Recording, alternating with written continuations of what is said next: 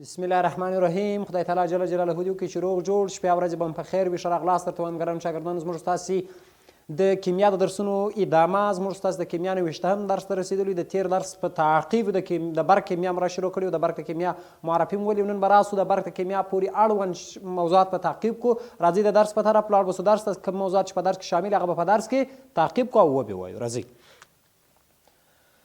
ښه، د نن ورځې په درس کې موضوع کیمیاوي پیل. دا چې پیل څه شته ویل کېږي، د پیل په معنا به مو هم پوه کړم. پیل څه شته ویل کېږي؟ بیټرۍ یا بیټرۍ.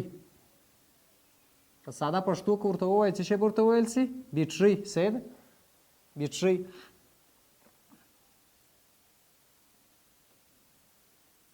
ښه، توجه. تعریف: هغه حالت چې د برقي انرژي په کیمیاوي او کیمیاوي انرژي په برقي اړه یا برعکس موږ وایو داسې وایي الکتریکل انرژي تبدیل کی څه شته؟ سی ایچ کیمیکل انرژي ته، یا برعکس د دې کار وکړي، کیمیکل انرژي را تبدیل کی الکتریکل انرژي ته.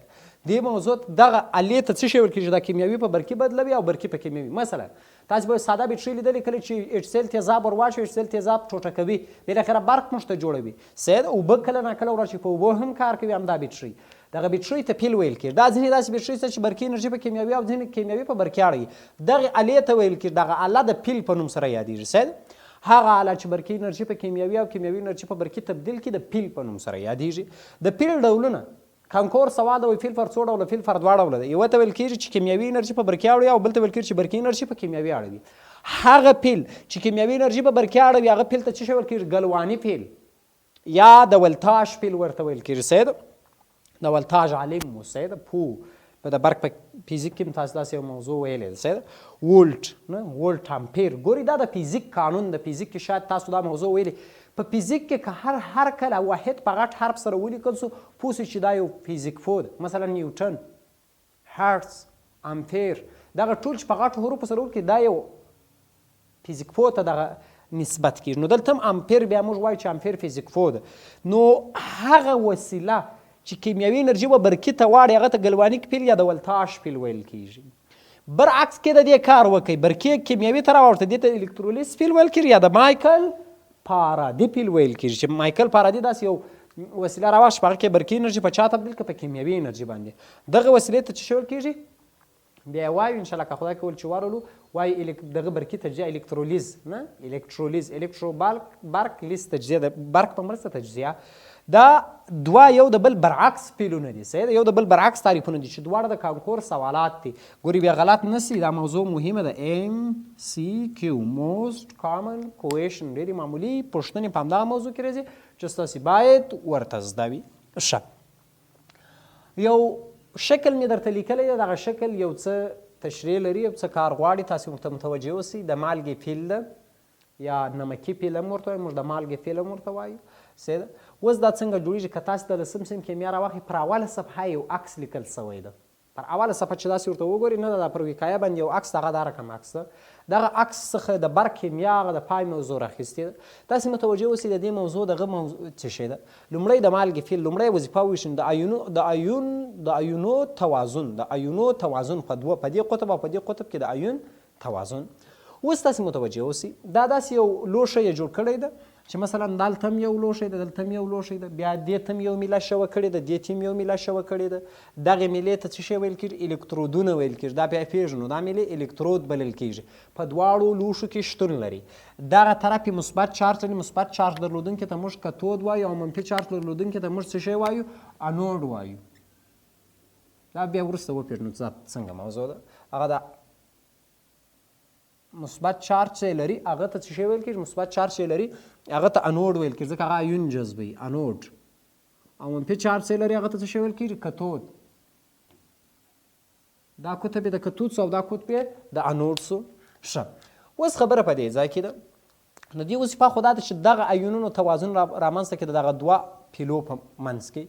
اوس مثلا دې ته موږ یو داخلي یو مالګه ورچو دا مو سره بسته کوي پوټاشیم کلوراید مالګه ورچو دلته چې مور واچوله بالاخره د پوټاشیم کلوراید مالګه تجزیه کیږي او بالاخره د برق جریان پیدا کیږي دغه ګروپ لګیږي صحیح ده بالاخره دا د چش له وجې رامنځته کیږي دغه برقي تجزیه مثلا دا مالګه چې تجزیه شي خو د مثبت و منفي ایونو باندې تجزیه شي ایونونو جریان څه شی کیږي خو دا مثلا دغه په خپله د الکترونو مثلا دا مثبت او منفي ذرې دي چې حرکت یې وکړي برق رامنځته کوي نو بالاخره هلته ګروپ لګېږي برېښنا رڼا رامنځته کوي اوس خبره په دې ځای کې ده دغه الکترودونه چې دي دغه الکترود اوس مثلا د چا څخه جوړ ده د میسو څخه دلته چې کومه مالګه باید شتون ولري هغه باید د میسو سلفیټ وي دا له چا څخه جوړ د زنک دا له چا څخه د میسو څخه دلته مالګه باید د میسو سلفیټ وي او دلته د زنکو سلفیټ ځکه د الکترود له چا څخه جوړ د زنکو څخه جوړ ده یو ډیره کلیدي کانکوري خبر ام سی کیو پوښتنه چې دا په کانکور کې ډیره پوښتل کیږي خارجي امتحانو کې داخلي امتحانو کې مکتب کتابو کې هر ځای پوښتل کیږي هغه په محلول کې غلظت ده د دغه محلول غلظت باید یو مولره وي او همجنسه د میلې باید مالګه شتون ولري مثلا دا زنک ده دا هم باید زنک سلفیټ وي که دا میسو دا باید د میسو سلفیټ وي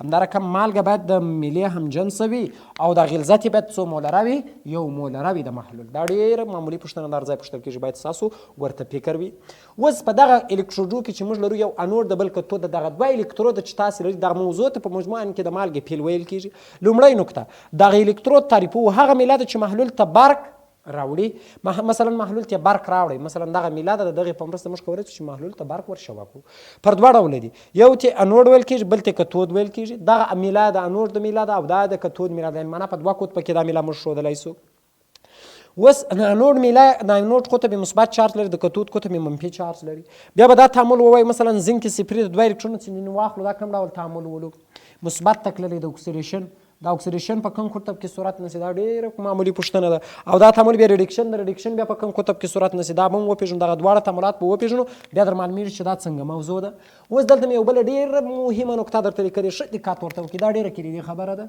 یو مې ریډکشن لیکلی بل مې اکسیډیشن لیکلی ده ټول هغه تعاملات چې اکسیډیشن دي په انود کې صورت نیسي ټول هغه تعاملات چې ریډکشن دي په کتود کې صورت نیسي خلاص هیڅ ضرورت نشته د دغې نکتې حفظ ډېر مهم ده چې دغه نکته تاسې ښه ټینګه زده کړئ نور شیانو ته بیا ډېر ضرورت نشته چې ډېر سوالونه درته حل کړم خبره په دې ځای کې تر ټولو مهمه ده چې تاسې فقط دغه یو شی وپېژنئ اکسیډیشن او ریډکشن تعاملات په فلسفه کې هم پېژندلي دي مخکې ما درته وپېژندل نو تاسې ټول هغه تعاملات چې اکسیډیشن دي هغه انود کې صورت نیسي ټول هغه تعاملات چې ریډکشن دي هغه په کوم قطب کې صورت نیسي په کتود کې صورت نیسي اوس دغه تعامل چې ما لاندې لیکلی دا تعامل څه شی ده اکسیډیشن د اکسیډیشن په کوم قطب کې صورت نیسي انود او ریډکشن کتود خلاص ټول هغه تعاملات چې اکسیډیشن دي انود ته ځي ټول هغه تعاملات چې ریډکشن دي کتود ته ځي دغې موضوع ته ویل کېږي د مالګې پیل د دې دنده دا وه چې په دغو دوو قطبو کې د ایونو توازن وکړي بالاخره چې دا الکترونونه جریان وکړي دغه منفي او مثبت ذرې هلته برق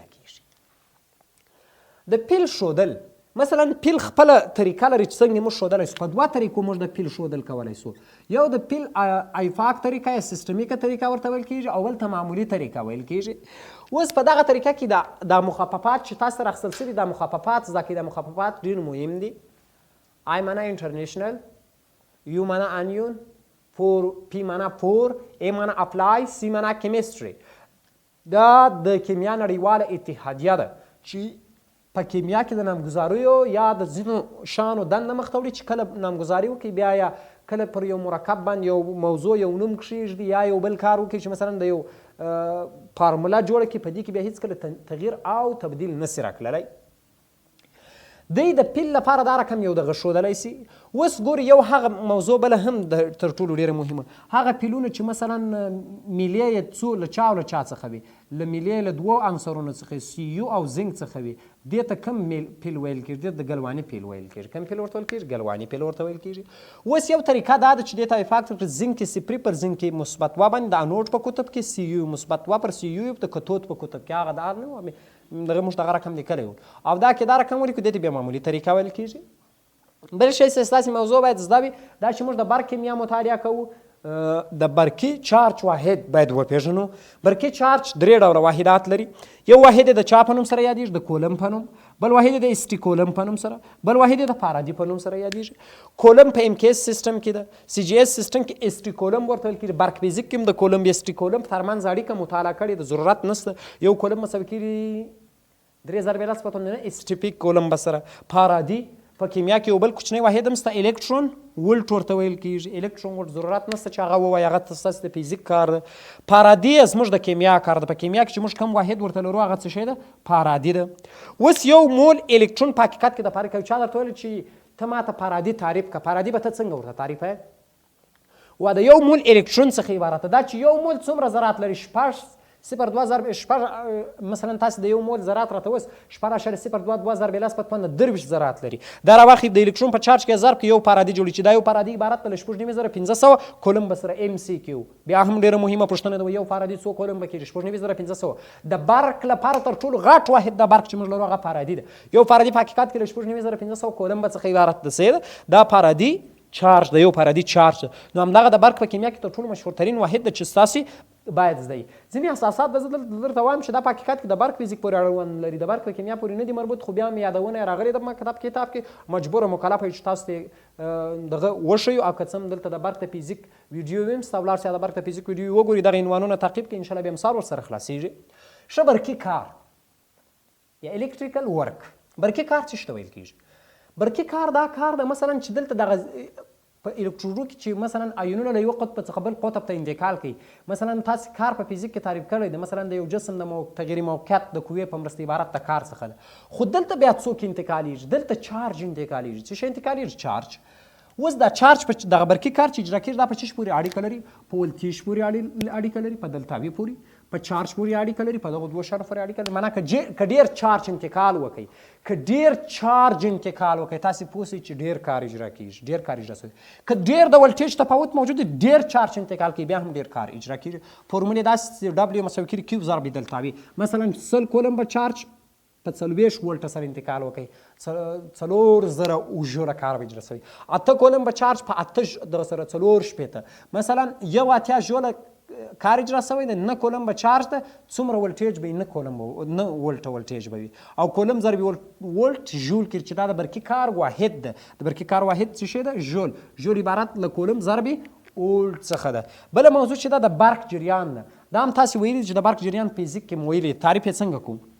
د یو عرضي مقطعې څخه د تېرېدونکو کولمبونو شمېر په 1 ثانیه کې، د یو عرضي مقطعې څخه د تېرېدونکو کولمبونو شمېر په 1 ثانیه کې عبارت د چیز څخه ده؟ د برقي جریان څخه ده. فورمولې داسې ده Q پر T. Q څه شی ده؟ Q څه شی ده؟ چارج. T څه شی ده؟ T وخت. T وخت ده. واحد څه شی ده؟ واحد امپیر ده. امپیر له څه څخه عبارت ده؟ امپیر له کولم تقسیم پر سکند څخه عبارت ده. دا خامخا در سره زده کړئ. دا واحدات بیا تاسو طرف وسط کې زه طرف وسط کوم، دې ته مخرج یو ورکوم، کولم مساوي کېږي په امپیر ضرب سکند سره. او اړیکه ده له چا سره ده؟ مثلا آی مستقیما اړیکه لري له کولم سره، او آی معکوسا اړیکه لري له یو پر T سره. دا خبره ډیره مهمه ده. اوس خبره داسې ده که چیرې له یو عرضي مقطعې څخه 10 کولم به چارج په 2 ثانیې کې تېر شي، 10 کولم به چارج په 2 ثانیې کې، په 1 ثانیه کې به څو کولم به چارج تېر شي. دې موضوع د برق جریان ویل کېږي. په 1 ثانیه کې، په 1 ثانیه کې له یو عرضي مقطعې څخه د تېرېدونکو کولمبونو شمېر عبارت د څه څخه ده؟ د برق له جریان څخه ده، چې ډیره مهمه او کلیدي او اساسي موضوع ده. هم د برق په فزیک کې، هم د برق په کیمیا کې، هر ځای ډیر مهمه ده. او په کانکور کې ډیر سوالونه لري. و یو اتیا مثلا یو اتیا کولم به چارج په 9 ثانیه کې تېرېږي د برق جریان. یو اتیا پر 9 تقسیم کړئ، جواب په لاس درکړئ چې 9 امپیر. که 9 امپیر چارج په 9 ثانیه کې به څو کولم به چارج تېرېږي؟ طرف او وسط یې کوي، یو اتیا کولم به چارج تېرېږي. دا خبرې ټولې په کانکور پر موږ کې سوالونه هم لري، ستاسې باید صحیح زده وي. نو ګرانو شاګردانو، دا اوس زموږ ستاسې د نن ورځې درس چې د برق په کیمیا پورې اړوندولو، هغه مهم او هغه اساسي نکتې مې درته وویلې چې هغه تر ټولو مهمې او کلیدي نکتې ویلې. نو د نن ورځې په درس کې به انشاءالله که خدای کول څه د برق فزیک سره ارتباط هم لري، برق فزیک ته مراجعه وکړئ، هغه ویډیو هم وګورئ، انشاءالله که خدای کول بیا هم سر په خلاصېږي. نو دا اوس زموږ د نن ورځې درس تر بیا او بل درسه پورې ښې چارې ښه ژوند خدای مو سرلوړي موفق او کامیاب ولري. کوشش وکړئ، تمرین تمرین تمرین پر درس باندې تمرین، انزلي تمرین. انشاءالله که خدای کول بریا او کامیابي په راتلونکي ژوند کې ستاسو ده.